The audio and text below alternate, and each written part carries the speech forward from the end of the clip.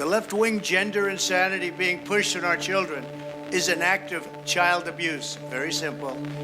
Here's my plan to stop the chemical, physical, and emotional mutilation of our youth. On day one, I will revoke Joe Biden's cruel policies on so-called gender-affirming care. Ridiculous. A process that includes giving kids puberty blockers, mutating their physical appearance, and ultimately performing surgery on minor children. Can you believe this?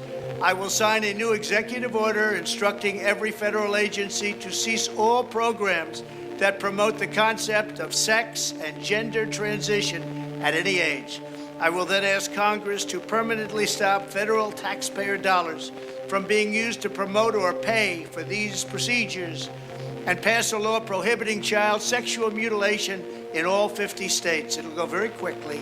I will declare that any hospital or healthcare provider that participates in the chemical or physical mutilation of minor youth will no longer meet federal health and safety standards for Medicaid and Medicare and will be terminated from the program immediately. Furthermore, I will support the creation of a private right of action for victims to sue doctors who have unforgivably performed these procedures on minor children.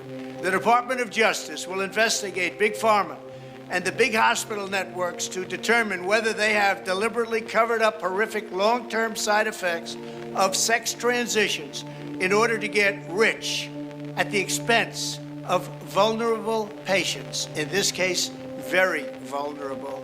We will also investigate whether Big Pharma or others have illegally marketed hormones and puberty blockers which are in no way licensed or approved for this use.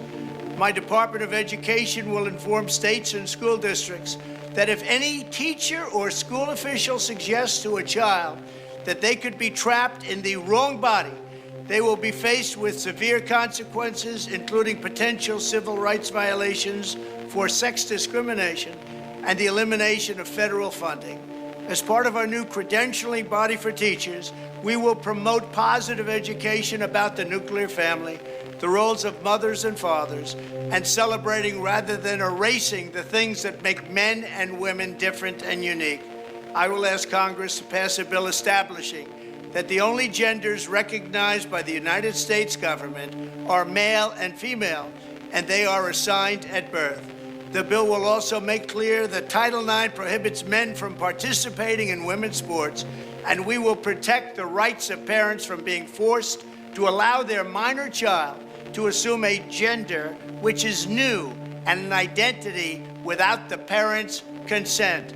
The identity will not be new, and it will not be without parental consent. No serious country should be telling its children that they were born with the wrong gender, a concept that was never heard of in all of human history. Nobody's ever heard of this, what's happening today. It was all when the radical left invented it just a few years ago. Under my leadership, this madness will end.